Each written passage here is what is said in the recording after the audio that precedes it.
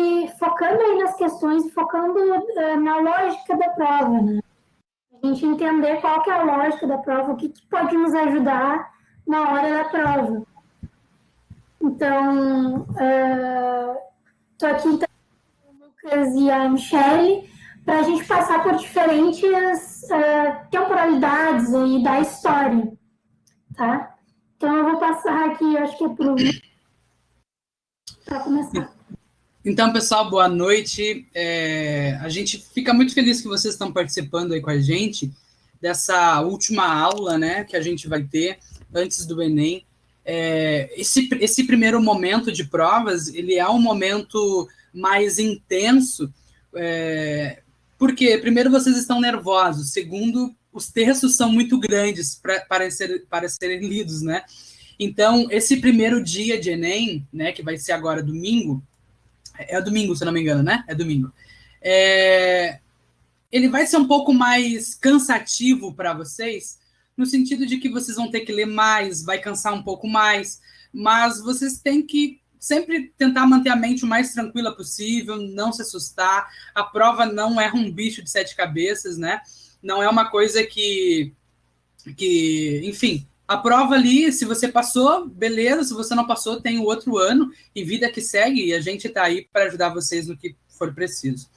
Nós dividimos aqui a área da história para a gente trabalhar essa parte do Enem e algumas áreas. Por exemplo, eu vou falar um pouquinho sobre Idade Média, a Michelle vai falar um pouco sobre Idade Moderna, a Laís vai falar um pouco sobre Idade Contemporânea, e vocês vão receber depois, eu não sei se via página do Facebook ou de outra forma, um gráfico, um infográfico de algumas sugestões, algumas dicas, né? Um material bem legal, bem interessante sobre a história do Brasil, né? Sobre coisas que mais caem, enfim.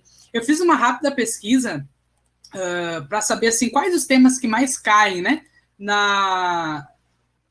Os temas que mais caem no Enem.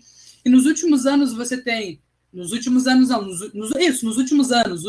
anos, você tem caindo bastante história do Brasil, né? Cai alguma coisa sobre Idade Média, cai muita história contemporânea, quando pega sobre as guerras, né? Guerra Fria, cai ali sobre história do Brasil, ditadura, enfim. Só que isso a gente vê que nos últimos anos, nos últimos 2 anos, não tem caído bastante, né? Não é uma coisa que é muito abordada. Por exemplo, ditadura militar, né? Ditadura civil-militar.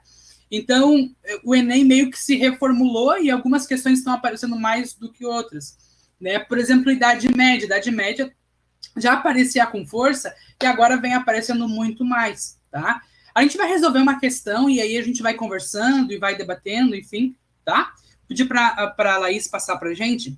A primeira questão que a gente vai resolver é uma questão do Enem de 2015, tá?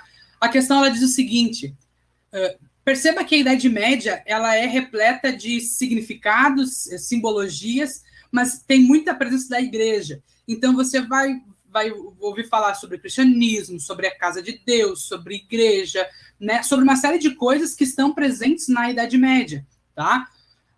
O texto começa assim, ó, a casa de Deus, que acreditam que está, portanto, dividida em 3.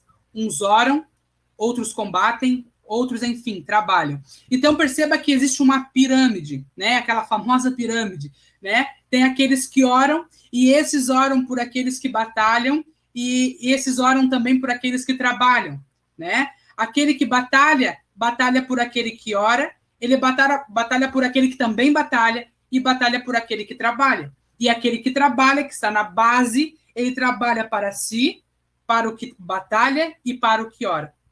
Então, perceba, existe uma pirâmide na Idade Média, dividida em 3. Uns oram, outros combatem e outros trabalham. Essas 3 partes coexistem, não suportam ser separadas, divididas. Elas não podem ser divididas, porque, digamos que existe um ciclo, né? O que trabalha, ele trabalha para suprir a necessidade daquele que combate, porque aquele que combate, ele precisa ter, né, certos, enfim. Então, elas não podem ser separadas. Os serviços prestados por uma são a condição das obras das outras 2. Cada uma, por sua vez, encarrega-se de aliviar o conjunto. Tá? Assim, a lei pode triunfar e o mundo gozar de paz. Então, o que acontece? O texto está falando basicamente que a Idade Média ela é dividida em algumas partes, né? Principalmente nessa parte organizacional, digamos assim. Nós temos a pirâmide, os que oram, os que trabalham e os que combatem. Esse grupo não pode tirar o que trabalha porque vai desequilibrar, não pode tirar o que ora porque vai desequilibrar, não pode tirar o que... enfim, não pode tirar o outro porque vai desequilibrar. Se tirar um, desequilibra a base completamente. Então, essas partes, elas coexistem, elas estão juntas, elas não podem viver separadas. A pergunta que se faz é a ideologia apresentada por Adalberon de Laon, né, que é o texto apresentado aqui, né, foi produzido durante a Idade Média. Um objeto de tal ideologia e um processo que a ela se opôs estão indicados, respectivamente, em... Aí me ajudou. Né? Então, assim, algumas perguntas. Letra A, justificar a dominação estamental / revoltas camponesas. Letra B, subverter a hierarquia social / centralização monárquica. Letra C, impedir a igualdade jurídica / revoluções burguesas. Letra D, controlar a exploração econômica / unificação monetária. Letra E, questionar a ordem divina / reforma católica. Perceba, nós estamos falando sobre um cristianismo, nós estamos falando sobre uma ordem, sobre uma divisão, sobre uma pirâmide, digamos assim, dividido. Ele fala bem claro, nós somos divididos em três, os que oram, os que batalham e os que trabalham. Então, ele está tentando fazer o que ali? Está tentando justificar, está tentando subverter, impedir, controlar ou questionar? O que será que está acontecendo ali? Isso, obrigado aí, Laís. O que será que ele está tentando colocar ali? Coloca o que vocês acham que pode ser. Ele está tentando justificar a dominação estamental? Ele está tentando subverter a hierarquia social? Não, está tudo errado, nós temos que modificar. Ele está tentando impedir a igualdade jurídica, né? Ou tentando controlar a exploração econômica ou questionar a ordem divina? O que vocês acham que pode ser? Coloca ali na enquete. Letra A, B, C, D ou E? Vamos ver o que vocês vão colocar.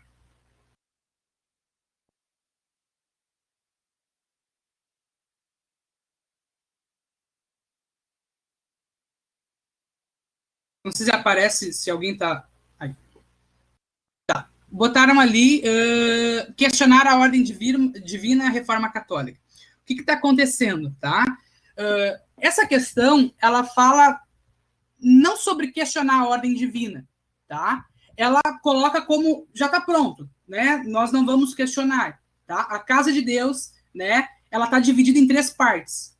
Então, ponto. Ela está dividida em três partes. Nós não estamos questionando, nós não estamos controlando, nós não estamos impedindo, né? Ponto final, tá? É dividida nessas partes. O que acontece? Nas três primeiras linhas, ela tenta fazer o quê? Justificar essa dominação, porque ela diz o seguinte, ela explica o que é essa dominação estamental, que é essa divisão do trabalho, essa divisão das coisas, e ela justifica, ela diz que assim, ela diz que essas três partes que coexistem não suportam ser separadas. Então ela está justificando, ela explica primeiro e ela justifica. Essas partes, elas não podem ser separadas, tá? Então, a questão correta, nesse caso, seria a questão seria a letra A, né? Justificar a dominação estamental, e depois ela fala, assim, a lei pode triunfar e o mundo gozar de paz, ou seja, não vai haver revoltas, né? Se todo mundo seguir o script, se todo mundo, né, se organizar, se todo mundo participar de forma concreta, definitiva, não vai haver revoltas, não vai haver conflitos, tá? É mais ou menos isso que o autor está tentando colocar para a gente entender, tá? Perceba, você tem que fazer isso dentro de um determinado tempo, porque você tem tempo para fazer a prova. Mas, claro, a gente está tentando ler aqui e explicar minuciosamente possível para que você consiga compreender as coisas, beleza? Não sei se ficou claro, se alguém tem uma dúvida em relação a essa questão, porque, perceba, o Enem de 2015 ele é muito diferente do Enem de 2019. Né? É um outro governo, é um outro pensamento, então é bem diferente. Tá? Se vocês tiverem dúvidas, coloquem aí no bate-papo, daí a gente vai conversando. Pode passar para a gente aí, Laís. O Enem de 2019, ele diz o seguinte, tá? O cristianismo, ele incorporou antigas práticas relativas ao fogo para criar uma festa sincrética. A igreja retomou a distância de 6 meses entre os nascimentos de Jesus Cristo e João Batista e instituiu a data de comemoração a este último, de tal maneira que as festas do solstício de verão europeu, com suas tradicionais fogueiras, se tornaram fogueiras de São João, né, que nós conhecemos hoje. Né? A festa do fogo e a luz, no entanto, não foi imediatamente associada a São João Batista. Na Baixa Idade Média, algumas práticas tradicionais da festa, como banhos, danças e cantos, foram perseguidas por monges e bispos. A partir do Concílio de Trento, a igreja resolveu adotar celebrações em torno do fogo e associá-las à doutrina cristã. Tá? É isso que o autor está colocando aqui. E a pergunta que ele quer é, com o objetivo de se fortalecer, a instituição mencionada no texto adotou práticas escritas que consiste em, tá? Primeiramente, uma dica valiosíssima para você que vai fazer o Enem. Começa sempre com a pergunta, né? O que você vai procurar ali, ó? Qual o objetivo, com o objetivo de se fortalecer a instituição mencionada no texto, adotou as práticas escritas que consistem em. Aí você já vai no texto procurando a resposta, tá? Uma dica. Claro, cada um tem uma forma de... Enfim, mas é uma dica que eu dou para vocês. Eu faço assim, de vez em quando eu me dou bem, né? Nem sempre dá para... Mas o que acontece? Esse texto aqui do Enem de 2019... ele está falando sobre algumas coisas que o cristianismo ele tentou se modificar. Tá? As alternativas são promoção de atos ecumênicos, fomento de orientações bíblicas, apropriação de cerimônias seculares, retomada de ensinamentos apostólicos ou ressignificação de rituais fundamentalistas. O que vocês acham que pode ser? Lendo esse texto, falando sobre essas práticas que foram pegas e incorporadas ao cristianismo, o que vocês acham que pode ser? Tá? Ele está promovendo, ele está fomentando, ele está se apropriando, está retomando, está se ressignificando. O que vocês acham que pode ser?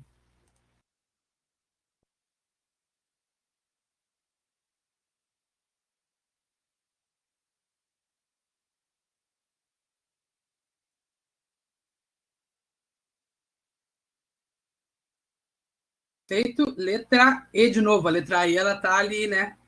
Tá concorrida, tá concorrida. Eu, quando fui fazer a prova do Enem, às vezes eu botava assim, A, e a outra parecia ser A também. Eu falei, não pode ser muito lógico. Vou botar a outra letra, porque não pode ser repetida. E às vezes acontece ser muito repetida, né? Ressignificação de rituais fundamentalistas. Perceba. O texto está falando sobre antigas práticas não incorporadas ao cristianismo. Ele não está falando sobre pegar ele, talvez até desse para ser, ressignificar os rituais. Mas só que o texto ele continua dizendo que esse ritual do fogo ele foi pego, ele foi transformado, né? E aí essa cerimônia do fogo, esse ritual do fogo, ele teve uma nova roupagem, ele teve uma nova identidade. E a gente pode entender que o ritual é um conjunto de ações, né? E ele tem um sentido social particular, tá? Que é esse ritual do fogo que estava sendo praticado. Qual seria a alternativa correta?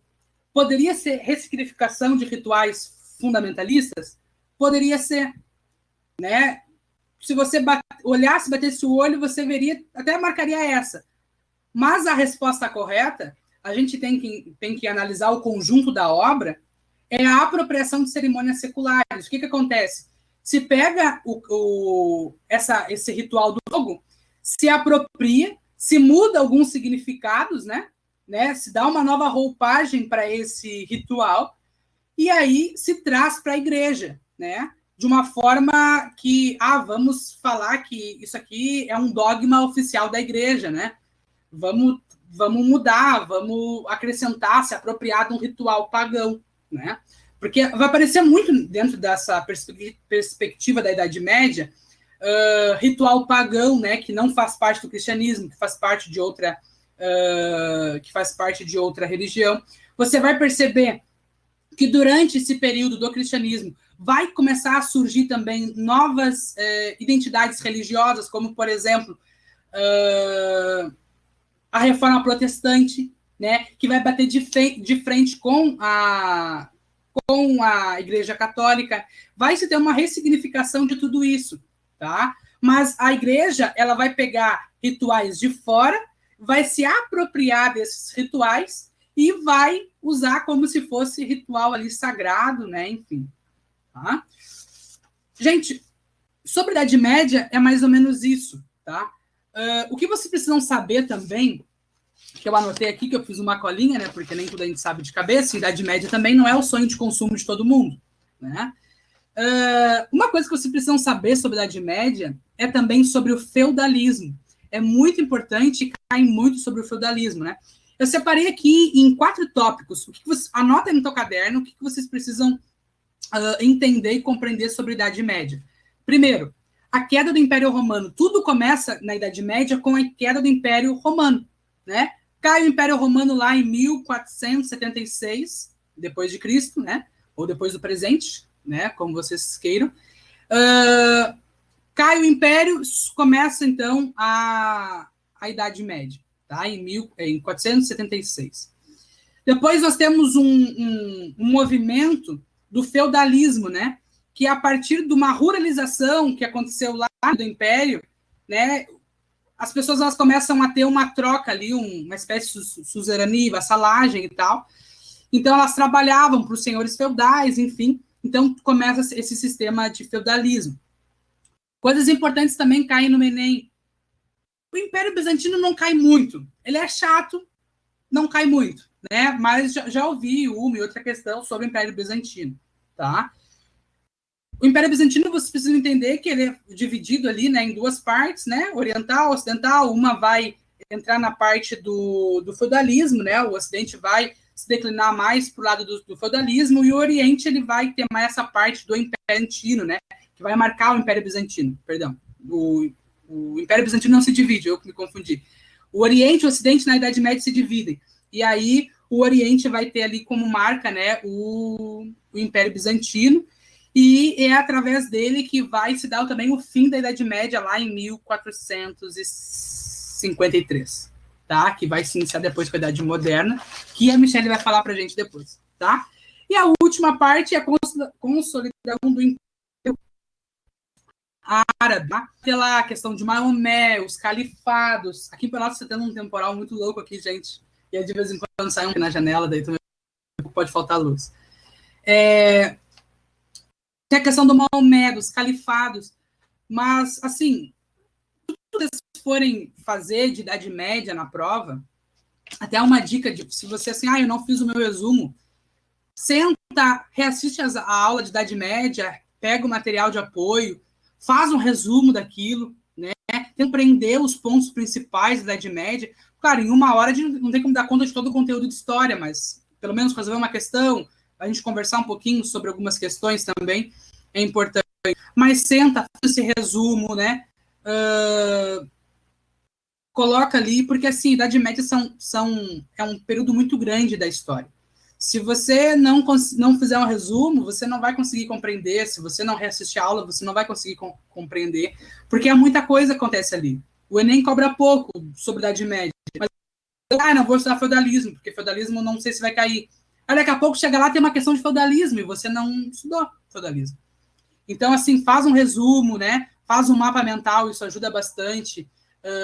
Eu, quando fui fazer prova, eu criava música do conteúdo, porque às vezes eu não decorava, daí eu criava música, das músicas que eu gostava, daí eu reescrevia, aí eu começava a cantar e tal, aí eu botava no fone, ia escutando. Isso faz vocês ajuda vocês a decorarem ali, compreenderem, né? História é muito mais que decorar, mas é compreender, né, os processos que se dão a partir de todos os períodos da história. Gente, acho que eu falei bastante aqui, eu vou passar para ela dar continuidade aqui. Desculpa eu ter falado bastante. Se tivesse mais tempo, eu falaria mais tempo também. Não, é isso, não tem problema. Tá, vamos lá, então. Idade Moderna. É aquele período que vai se iniciar com a queda do Império Romano, como vocês viram com o Lucas, e vai acabar lá com a Revolução Francesa. São esses dois marcos que vão denominar ali o que é a Idade Moderna. A queda do Império Romano vem depois o Renascimento. Como é que cai isso no Enem? Agora a gente vai fazer uma comparação do Enem de 2009, eu sei que faz bastante tempo, com o Enem de 2019, porque o jeito que eles estão abordando a história moderna mudou bastante nos últimos 10 anos. E a gente vai ver isso com essas duas questões, assim, que dá para ver a grande diferença, como assim, tá muito diferente mesmo o jeito que eles abordam história moderna. Então vamos para a questão de 2009. O que se entende por corte do antigo regime em primeiro lugar, a casa de habitação dos reis da França, de suas famílias, de todas as pessoas que, de perto ou de longe, delas fazem parte. As despesas da corte, da imensa casa dos reis, são consignadas no registro das despesas do reino e da França, sobre a rúbrica significativa de casas reais. Então, aqui o que ele está falando? Monarquia, né? Isso é um dos grandes pontos da Idade Moderna, né? A gente vai ter absolutismo, toda a Idade Moderna vai ser baseada na monarquia. Então, vamos para a pergunta. Algumas casas de habitação dos reis tiveram grande efetividade política e terminaram por se transformar em patrimônio artístico e cultural, cujo exemplo Então, vamos analisar a pergunta. Algumas casas de habitação dos reis. Rei mora onde? Palácio, né? Normalmente. Tiveram grande efetividade política e terminaram por se transformar em patrimônio artístico e cultural. Então, eles estão perguntando qual dessas habitações dos reis se tornou um patrimônio artístico e cultural. E a gente está falando lá da Europa. Então, entre essas opções, coloca para nós a enquete, Laís. Qual é a resposta correta? A gente tem o Palácio de Versalhes, o Museu Britânico, a Catedral da Colônia, a Casa Branca e a Pirâmide do Faraó Quéops. Essa é uma questão bem fácil de história moderna, que caiu no Enem de 2009. Foi uma das mais fáceis assim, que eu achei, para a gente poder comparar com a questão que a gente vai ver do Enem de 2019. Respondam, por favor. Isso, então, a resposta certa dessa é A. Essa era bem fácil, né? Porque os reis, né? A monarquia, ela não vivia... Casa Branca é lá nos Estados Unidos, não tem nada a ver. A pirâmide também não era lugar de habitação dessas monarquias. O Museu Britânico poderia dar uma confundida? Poderia, mas a gente sabe que os reis, eles viviam nos palácios. Então, a resposta certa é sim o Palácio de Versalhes. Essa é uma questão bem fácil, eu sei. É uma daquelas questões para a gente acertar assim, com felicidade, que a gente não tem como errar no Enem. Aí, em comparação, vamos para do Enem de 2019. Essa aqui é mais complicada. Olha só. A lenda diz que, em um belo dia ensolarado, Newton estava relaxando sobre uma macieira. Aí aqui eu sei que vocês já vão começar a pensar assim, gente, o que o Newton tem a ver com história moderna? Tudo. O Newton, ele viveu durante o período moderno, tá? Mas essa informação guardadinha. Pássaros gorjeavam em suas orelhas. Havia uma brisa gentil. Ele cochilou por alguns minutos. De repente, uma maçã caiu sobre a sua cabeça e ele acordou com um susto. Olhou para cima. Com certeza um pássaro ou um esquilo derrubou a maçã da árvore, supôs. Mas não havia pássaros ou esquilos na árvore por perto. Ele então pensou, apenas alguns minutos antes, a maçã estava pendurada na árvore. Nenhuma força externa fez ela cair. Deve haver alguma força subjacente que causa a queda das coisas para a terra. Aí, quando vocês leem a questão, a gente para e pensa, meu Deus, o que isso tem a ver com idade moderna? O que isso tem a ver com história? Newton não é dessa área, não tem nada a ver. Calma, olha só, vamos analisar. Vamos analisar primeiro o texto. De quem que ele está falando? De Newton. Newton, aí a gente para pensar. Newton, quando? Ele viveu lá na Idade Moderna. Ele é um dos frutos do Iluminismo, que é uma vertente do Renascimento. Quando acaba a Idade Média e a gente inicia na Idade Moderna, o Renascimento é aquela fase que o pessoal diz que as pessoas renasceram, por isso que tem esse nome, né? Que eles pararam de ter aquele pensamento medieval e eles começam a pensar fora da caixa, vamos dizer assim. Então, o Newton, ele não é renascentista. O Newton, ele faz parte dos iluministas, que é uma vertente dos renascentistas, que são aqueles que começam a pensar completamente diferente do que a Idade Medieval vinha pregando ao longo dos anos, vamos dizer assim. Então, é aqui que a gente identifica que a gente está falando de história moderna. É quando ele fala justamente no Newton, porque ele viveu durante o período da Idade Moderna, vai lá da queda do Império Romano, entre a Revolução Francesa. Aí vamos para a pergunta, então. Em contraponto a uma interpretação idealizada, o texto aponta para a seguinte dimensão fundamental da ciência moderna. Ó, o texto também está te falando que é ciência moderna. Gente, eu acho que vai faltar luz, então, Laís, qualquer coisa, se eu sumir é porque faltou luz, que está chovendo bem forte aqui. Vamos, então, para a questão. Em contraponto a uma interpretação idealizada, o texto aponta para a seguinte dimensão fundamental da ciência moderna. Letra A, falsificação de teses. Letra B, negação da observação.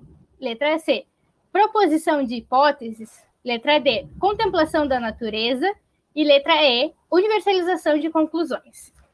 Então, primeira coisa, Newton foi quem descobriu a lei da gravidade. Isso todo mundo sabe. Vocês viram lá nas aulas de física, né? Acho que né? Sou péssima nessa área. Então, a gente sabe que ele criou ele descobriu a teoria da gravidade. Então, falsificação de tese, essa a gente já pode descartar, porque ele não falsificou, ele descobriu a lei da gravidade. Negação da observação, não, né? Ele estava observando, ele observou que não foi nem um pássaro, nem um esquilo que derrubou a maçã da árvore. Ele olhou para ver o que tinha acontecido. Vamos na letra D. Contemplação da natureza, ele realmente estava ali, ele estava analisando, ele estava cochilando embaixo da árvore. Vamos deixar essa guardada. E a letra E, universalização de conclusões. Ele chegou a algumas conclusões entre o pensamento dele ali. Ele chegou à conclusão de que não tinha, que a maçã caiu sozinha, que não foi nenhum esquilo ou um pássaro que derrubou. E aí ele chegou à conclusão de que poderia haver uma força subjacente que causa a queda das coisas. A gente poderia confundir entre a letra C, a letra D e a letra E. Né? Mas vamos descartar, então. A letra D, contemplação da natureza, mas não era isso que ele estava fazendo. Ele não foi lá para observar, ele foi lá para tirar um cochilo, diz a lenda, né? Universalização de conclusões, poderia ser, porque ele realmente chega a essa conclusão, só que ele não tem certeza. Ele chega a uma hipótese de que pode haver alguma força subjacente que causa a queda das coisas para a Terra. Então, a letra correta seria a letra C. Eu sei que essa questão não parece de história moderna. Eu tive um pouquinho de dificuldade também quando eu fui resolver o Enem de 2019 para me dar de conta de que era uma questão de história moderna. Mas são esses ganchos que a gente precisa pegar para saber de que período que a questão está falando. Ali no final, é claro, eu não tinha chegado na pergunta ainda, porque ele fala da ciência moderna. Quando ele chega em ciência moderna, a gente sabe do que ele está falando. Mas a gente precisa ir anotando, fazendo uns riscos mesmo na questão, para a gente poder ir questionando. Deu para ouvir? Gente, está muito forte a chuva, eu tô louca de medo que falte luz. Eu vou tentar ser mais rápido, então, para não correr o risco, tá? Porque tá feia a coisa aqui. Então, essa é uma dica que eu dou para vocês.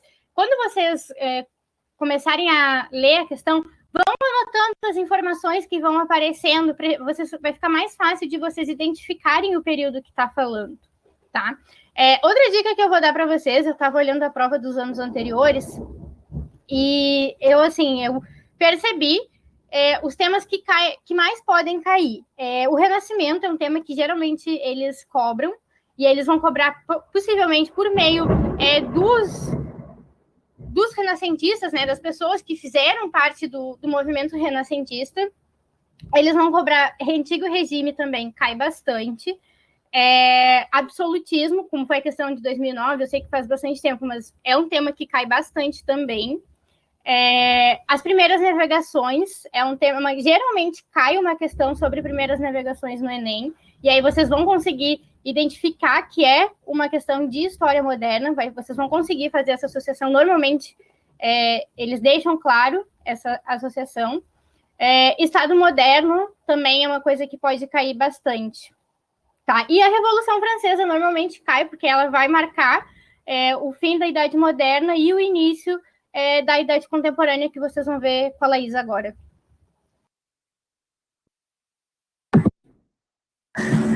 Então, gente, como a Michelle estava falando, a Revolução Francesa é um marco, né, escolhido para representar a Idade Contemporânea, né? Então, a começar ali por revolução, né? Revolução, a gente entende enquanto revolução uma mudança estrutural muito grande, tá? Naquela época, então, aí da Revolução Francesa, a gente tem um antigo regime.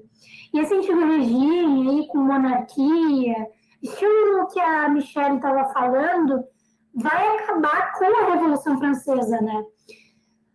Só que, assim, a gente, enquanto história contemporânea, tanto no que começa com a Revolução Francesa até a atualidade, assim, se a gente for falar de história do presente, por exemplo.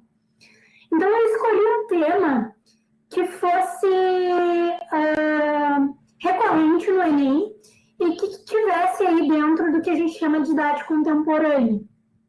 Essa foi uma escolha baseada nas últimas provas, tá?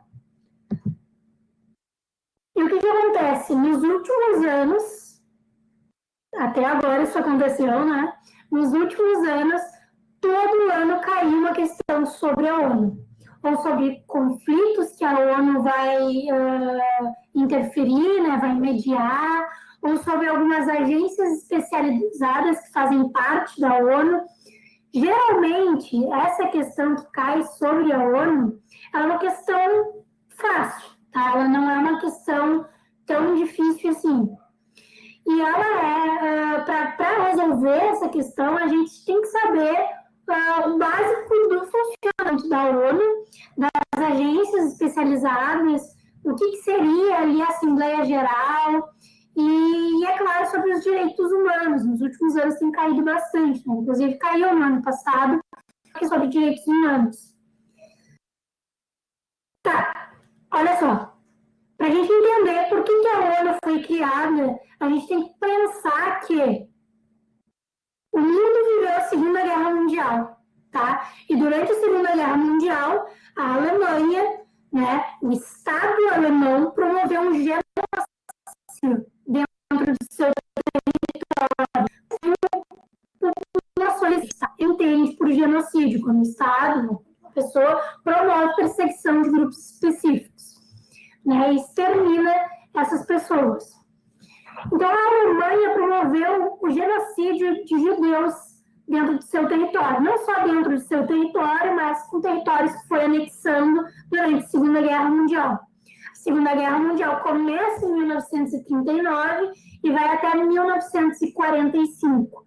E quando a guerra está acabando, que os países, né, os aliados vão, então, invadir a Alemanha, né? Por um lado, ali a União Soviética está invadindo, por outro, os Estados Unidos. Eles vão começar a encontrar os campos de concentração na Alemanha e vão começar a perceber o que o Estado alemão fez com essa população. Não só com os judeus, mas com homossexuais, ciganos, eslavos, né? Eles eram mandados para esses campos de concentração para trabalharem de forma escravizada e depois serem eliminados nas câmaras de gás. E quando isso aconteceu, as imagens circularam e essas imagens chocaram a população, né, mundial. Ficaram chocados com o que tinha acontecido na Alemanha, né, com o Holocausto. Então, quando termina a guerra, o mundo está sensível, o mundo está muito horrorizado com tudo isso. E é isso, né? E mais todo esse conflito e tudo que foi destruído por esse conflito que vai, então, dar esse empurrão aí para que surgisse um organismo internacional, né, de cooperação entre as nações conversando para que não ocorra um novo conflito nessa proporção, tá? Isso já tinha acontecido antes, né? Só que o que aconteceu foi que não deu certo, a Segunda Guerra Mundial estourou, acabou com o organismo que existia, e aí, quando a Segunda Guerra Mundial terminou, foi necessário que houvesse de novo esse organismo para mediar conflitos e tentar manter a paz no mundo, tá? Então, esse é o básico, assim, que a gente tem que saber sobre a ONU, por que ela foi criada, por conta das consequências da Segunda Guerra Mundial. Então, dos objetivos, manter a paz e mediar conflitos. A ONU é criada no mesmo ano que termina a Segunda Guerra Mundial, em 1945, e a sede fica em Nova York, né, nos Estados Unidos. E a ONU vai ser composta por alguns organismos específicos, por exemplo, a Assembleia Geral. A Assembleia Geral aí é o que a gente chama aí de Parlamento do Mundo, onde cada país membro da ONU vai ter o seu representante, cada país membro vai ter a sua cadeira lá e todos possuem voto igual, né? Só que o que acontece? Né? A gente tem essa assembleia onde todos possuem esse voto igual, onde vão fazer sugestões, né? Vão votar algumas questões. Existe um secretariado, que é principalmente quem vai organizar a comunicação entre nações, e é quem vai escolher, por exemplo, quem comanda missões de paz. Só que a ONU, a gente tem que entender que é um organismo formado por diversas nações, né? O pessoal do xadrez verbal tem uma frase que eu acho que ela é bem didática aqui, que a ONU não existe, né? A Organização das Nações Unidas, enquanto um órgão internacional, né, com poderes executivos, ela não existe. O que existe é a união de estados, né?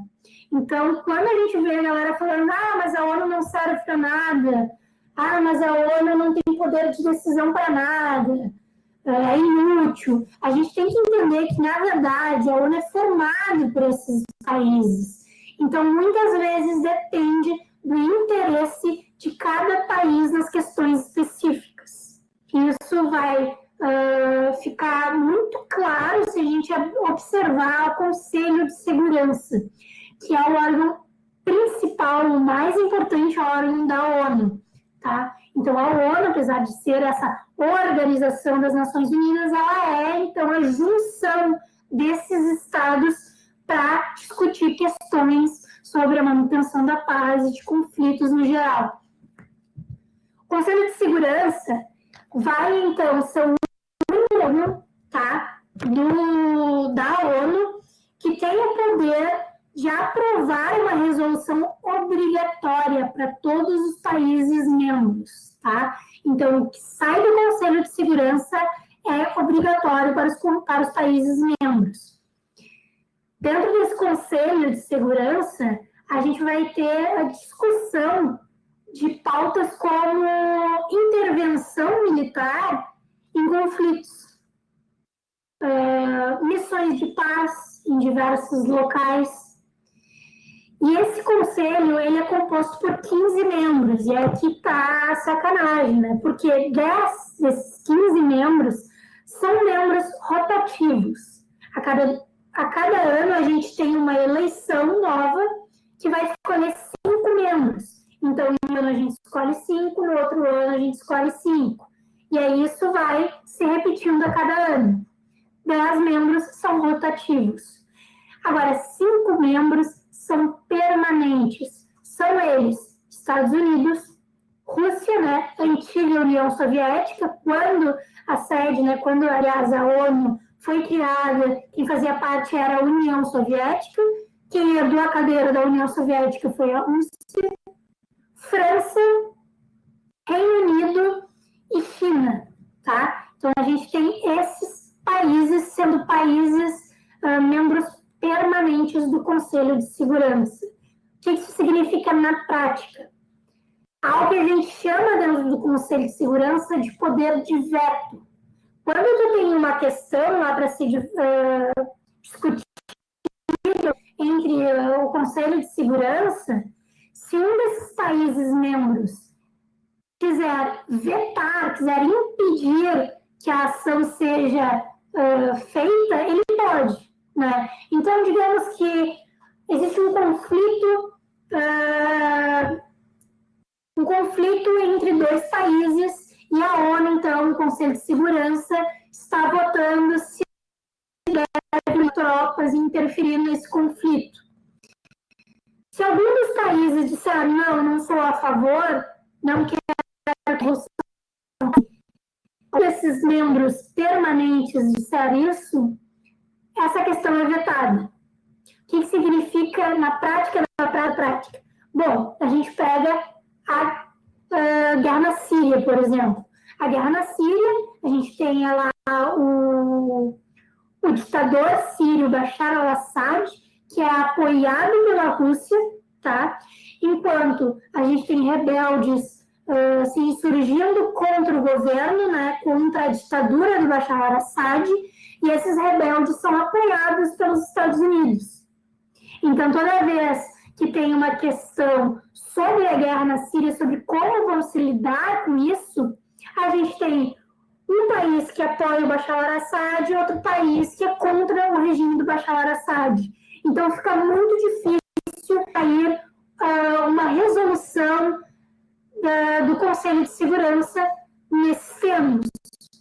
Então, por isso que a gente bota aqui, o poder de veto é furada. É furada nesses 2 sentidos. No sentido de que, se qualquer país votar contra, né, desses países permanentes, essa questão não passa. E no sentido também de que, mesmo quando um país membro veta alguma coisa, isso não é respeitado, porque os interesses das nações sobrecolocam a essa decisão. Outro exemplo, a Iraque, né? O que aconteceu? Em 11 de setembro, os Estados Unidos foi atacado. E aí, acho que a gente doutrina, né? Que é basicamente a galera apavorada com o terrorismo, né? Seguindo várias medidas dentro dos Estados Unidos para evitar algum ataque terrorista. Então, o que aconteceu naquela época? O governo Bush queria atacar o Iraque, né, sob a alegação de que o Iraque teria, na época, armas, né, para um ataque terrorista. O que a ONU fez foi, né, dar um rolê por lá, disse que não tinha nada, foi constatado que não havia esse armamento, esse tipo de armamento dentro do Iraque. Então, essa questão de atacar o Iraque foi vetada. Só que os Estados Unidos descumpriu essa ordem, descumpriu os conselhos da ONU e atacou o Iraque, né? Depois do ataque no Iraque, o Saddam Hussein, que era o ditador, né, na época, sumiu, ficou 2 anos aí fora. Acharam o Saddam Hussein, condenaram o Saddam Hussein à morte, que também foi condenado pela ONU. A execução do Saddam Hussein, né, porque ele foi condenado à morte, foi condenado pela ONU. Então, na prática, o que acontece é que os interesses de cada Estado vão se colocar acima das resoluções da ONU. E o Conselho de Segurança tem, então, essa questão do poder de veto e como ele pode até ser descumprido. Por isso que ele também é muito criticado, né? Ele é dito como um órgão não democrático. Muitos países lutam para que acabe aí, para que se haja uma reformulação do Conselho de Segurança. Só que, é claro, isso não vai acontecer, porque membros permanentes não vão permitir que isso aconteça. Bom, e aí o que também pode cair aí na prova do Enem é sobre as agências especializadas, porque além de ter esses órgãos específicos, existem agências ligadas à ONU. Por exemplo, a FAO, né? A Organização da Agricultura, que tem como objetivo combater a fome no mundo, né? A fome mundial. Então, essa organização vai fazer diversas ações para combater a fome em diversos locais diferentes. A OMS, que cuida principalmente de doenças que têm potencial para se tornar epidemia e depois pandemia. A gente está vendo agora, na pandemia de Covid-19, a OMS atuando, condenando veementemente os países que descumprem as leis de distanciamento social, né? A gente tem a OIT, né, a Organização Internacional do Trabalho, que tem como objetivo combater o trabalho escravo, né? Defender aí as leis trabalhistas básicas para que não haja exploração dos trabalhadores. A Unesco, que defende o patrimônio cultural e histórico da humanidade. A Unicef, que é um organismo que defende, né, a infância, é um organismo voltado aí para as crianças. A gente tem todo ano, por exemplo, Crianças pelo Brasil, que é ligado à Unicef. E o FMI, né, que é o Fundo Monetário Internacional, que realiza empréstimos para países em desenvolvimento, né, para que eles possam, então, combater aí alguns problemas na sua economia e promover aí um maior desenvolvimento social entre as suas populações. Só que o FMI é muito criticado porque, ao fazer um empréstimo para um país, existe uma série de regras que esse país tem que seguir, né? O Brasil passa por essa condição, por exemplo, quando pega dinheiro emprestado do FMI. Então, essas condições impostas pelo FMI vão afetar diversos setores, inclusive o setor da educação, pensando aí que a gente está num cursinho pré-vestibular popular, né? Então, a gente tem essas agências especializadas e a chave para responder uma questão sobre é saber o que cada uma delas faz, né, essas questões mais gerais mesmo, né, que a FAO vai combater a fome, a OMS, as doenças aí espalhadas pelo mundo, foi com a Ebola, sendo com a pandemia de Covid agora, a Organização Internacional do Trabalho para combater trabalho escravo, Unesco, patrimônio cultural histórico da humanidade, seja ele material, né, prédios, obras de arte, seja ele imaterial, né, práticas que são passadas de gerações em gerações, a Unicef para proteger a infância e o FMI. Agora, existe outra questão que pode ser cobrada no Enem, e aí isso vem caindo aí há alguns anos, né, que são os direitos humanos.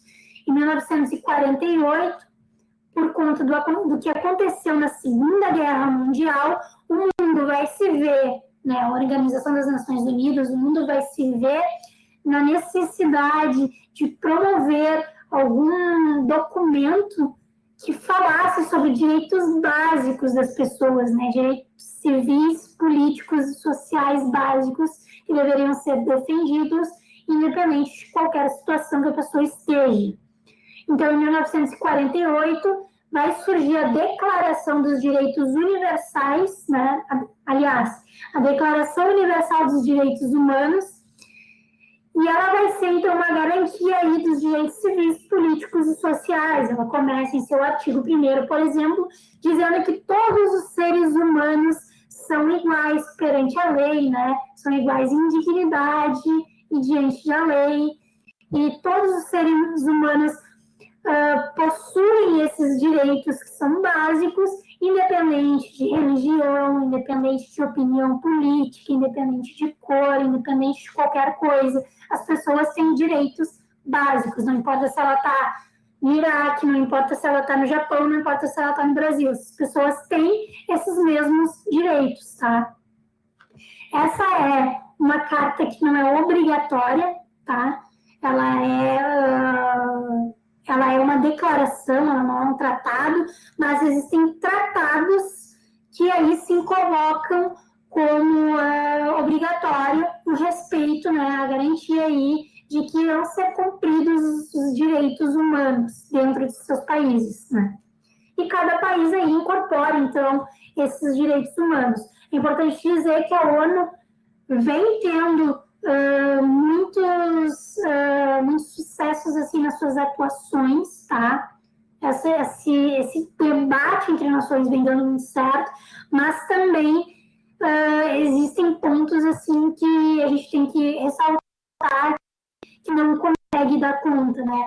É o exemplo da guerra na Síria, é o exemplo da guerra na Palestina, é o exemplo de questões como conflitos específicos entre algumas potências. A gente sabe que ideologicamente existem países muito diferentes e que por isso coloca eles como não aliados, né?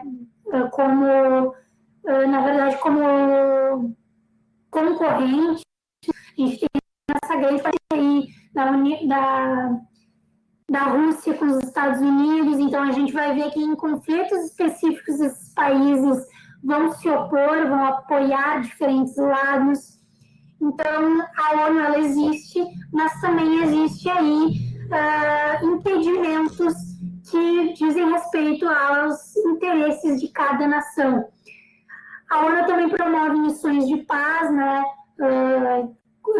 Tropas que são deslocadas para locais para levar recursos básicos humanos, tá? Essas tropas aí vocês devem conhecer, já devem ter visto em algum lugar, né? Os capacetes azuis, que são as tropas da ONU, e aí essas tropas são chamadas aí de diferentes países para compor uma tropa que vai ser mandada para uma missão específica. Agora, como isso cai na prática, né? Desculpa ter falado tanto. Vamos seguir aí o que o Lucas disse. Vamos começar pela pergunta, tá? Olha a pergunta pra gente. A posição assumida pela Unesco a partir de 1948, olha só, 1948 a gente tem o quê?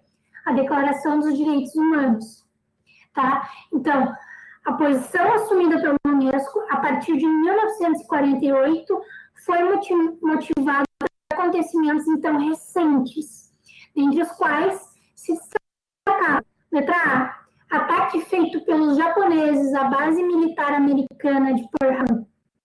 Letra B, desencadeamento da Guerra Fria e de novas rivalidades entre nações.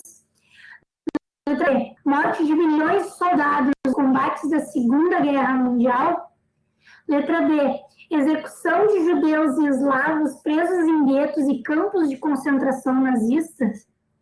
E letra E, lançamentos de bombas atômicas em Hiroshima e Nagasaki pelas forças norte-americanas. Vou colocar aqui em enquete. E aí vocês respondem o que vocês acham que é aí. Olha, tá dando um temporal em Pelotas, mas aqui tá um calorão que, olha.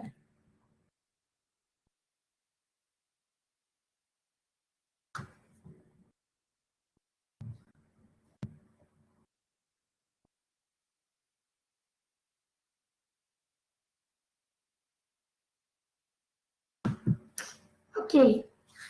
Bom, a gente teve duas respostas, tá? Que ficaram ali entre A e B.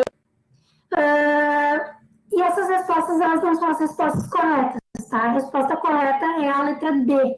E já explico por quê. Mas é muito... Eu não li a pergunta, né? Tá? A falha vai vir porque eu não li a pergunta. Vamos ler a pergunta.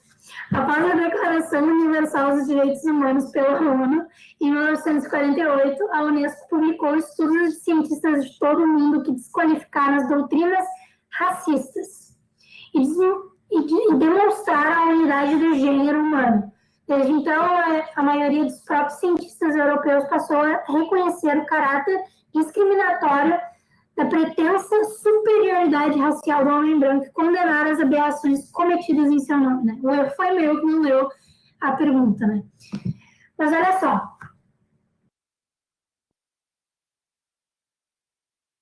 Já respondi a sua pergunta, Vitória. Tranquilo. Vamos juntar tudo aqui, então. Essa resposta aqui, a chave para responder ela é ficar aqui, ó, doutrinas racistas. Falou em doutrinas racistas, tem que lembrar que o Estado alemão promoveu um genocídio baseado na ideia de superioridade racial, né? Então, os alemães se achavam superiores aos judeus, aos eslavos, porque eles eram simplesmente que eles achavam de raça. Então, quando a gente fala, quando a questão fala de superioridade racial, sempre liga com holocausto, sempre liga com nazismo, tá? E por que direitos humanos? Porque os direitos humanos vão ser essa declaração ela vai surgir principalmente por causa do que aconteceu no holocausto, tá? O mundo está horrorizado com o que aconteceu.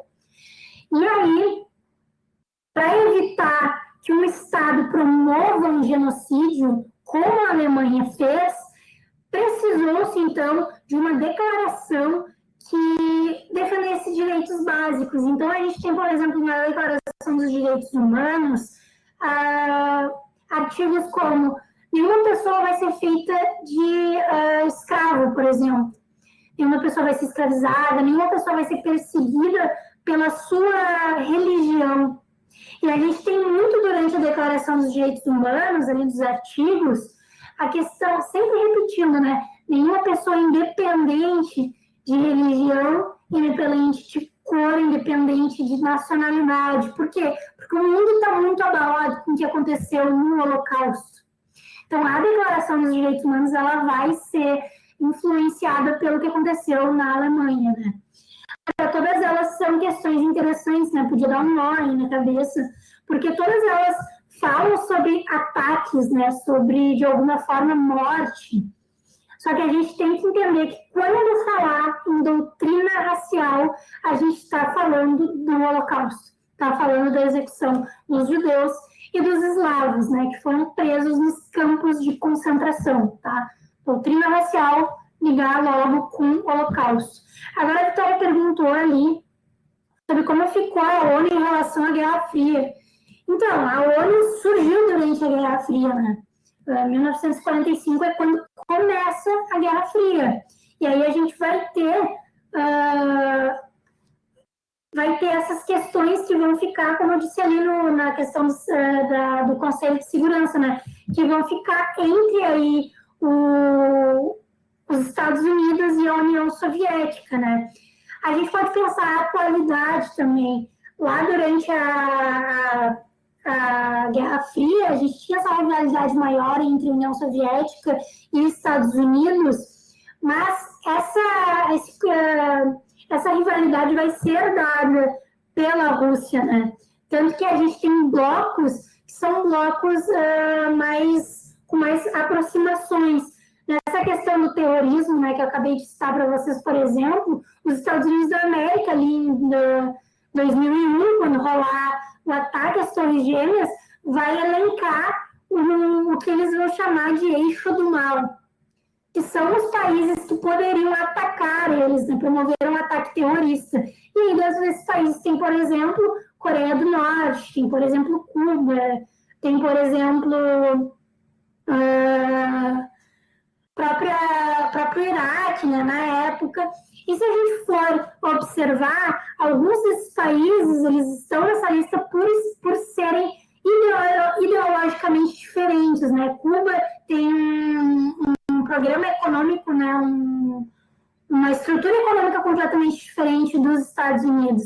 E aí, que citasse a Guerra Fria, né? A gente tem um mundo dividido entre conflitos aí surgindo para disputar a hegemonia mundial entre duas nações que querem defender modelos econômicos diferentes, né? Um defende capitalismo, o outro socialismo. O que vai acontecer na prática é que esses países, né, de forma independente, né, não dependendo aí da ONU, vão, então, seguir doutrinas para tentar conseguir mais aliados para os seus modelos econômicos, né? O que aconteceu, por exemplo, na ditadura civil-militar no Brasil. Os Estados Unidos da América vai identificar, depois da Revolução Cubana, que a América do Sul é um aliado, um possível aliado para a União Soviética, né? Então, os Estados Unidos têm medo que a América do Sul se torne aliado da União Soviética, porque Cuba promoveu uma revolução. O que acontece é que os Estados Unidos vai, então, promover aí, vai financiar ditaduras militares. A gente sabe que os Estados Unidos teve uma participação muito importante, porque aconteceu aqui em 1964. Existiram escolas de treinamento, né, para os exércitos dos países do sul da América, justamente para tentar combater a entrada da União Soviética, do socialismo, né?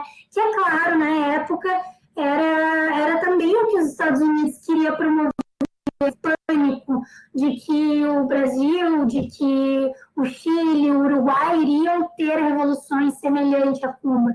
Então, o que acontece, na verdade, é que a ONU não consegue impedir com esses conflitos aí de interesses entre nações, mas consegue fazer mediações, consegue, por exemplo, promover reuniões entre diferentes lados para que se discutam algumas medidas, algumas possibilidades. Isso aconteceu durante a Segunda Guerra, a Guerra Fria, e vem acontecendo até hoje, né? A Palestina, a Síria, o Iraque vivem em situações que são exemplos de como a ONU não conseguiu, de forma efetiva, interferir nessa disputa aí de interesses entre diferentes nações, principalmente Estados Unidos e Rússia. Não sei se te respondi, assim, vai no limite dos interesses de cada nação, né?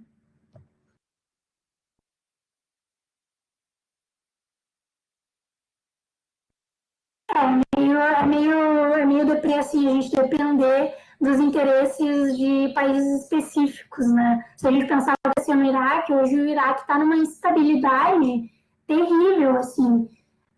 E o que aconteceu foi que os Estados Unidos atacou ali a região, e aí cada vez mais guerras surgiram, e hoje o país vive uma instabilidade. E a ONU não consegue fazer nada efetivo para promover a estabilidade no país. Então, acaba que os interesses de cada nação se sobrepõem, às vezes, às pautas da ONU. Tá?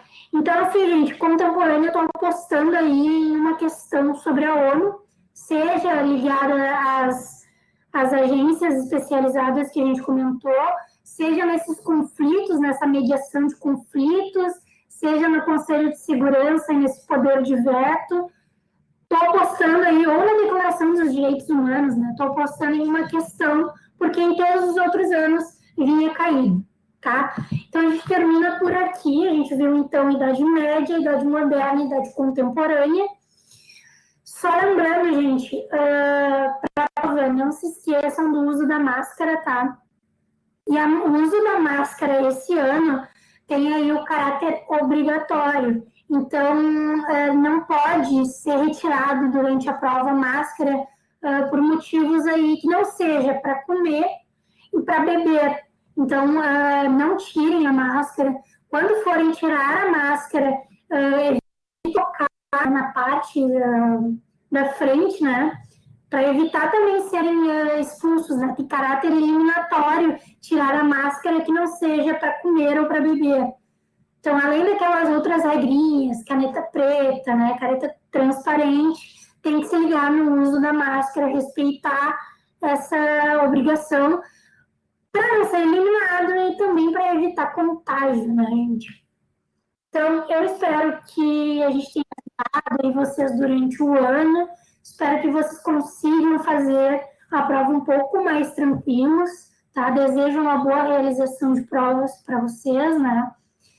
E acho que é isso, assim. Não sei se a Michelle quer falar alguma coisa. Sim, o material de História do Brasil, como a gente tinha o tempo curto, a gente não conseguiu dar a História do Brasil aqui, mas a Betânia vai disponibilizar aqui no chat o link para o mapa mental que a gente fez para vocês conseguirem lembrar de alguns conteúdos de história. E só queria desejar boa prova para vocês, façam tranquilos, sigam as instruções essas que a Laís passou, e vai dar tudo certo. A gente estudou tudo durante o ano, mesmo longe a gente conseguiu dar conta dos conteúdos, então é só desejar boa sorte para vocês. E o Lucas, ele também queria desejar boa sorte, só que caiu a internet dele, acho que faltou luz na casa dele, e ele não conseguiu estar aqui, mas então é só desejar boa sorte para vocês mesmo. Isso aí, qualquer dificuldade de acesso, entre em contato com o desafio.